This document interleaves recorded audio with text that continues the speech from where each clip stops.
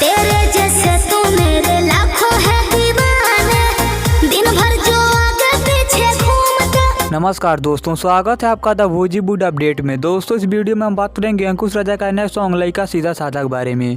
आजकल की लड़की रंगदार लड़का सीधा साधा। दोस्तों, इस गाने को अंकुश राजा और शिल्पी राज की आवाज में रिकॉर्ड किया गया है। इस गाने को लिखा है बोस रामपुरी ने और गाने में अपना म्यूजिक दिया है आर्या शर्मा ने। दोस्तों, इस गाने को यूट्यूब पर वर्ल्ड वाइड रिकॉर्ड के ऑफिशियल चैनल पर रिलीज कर दिया गया है। अब जाकर इस गाने को सुन सकते हैं।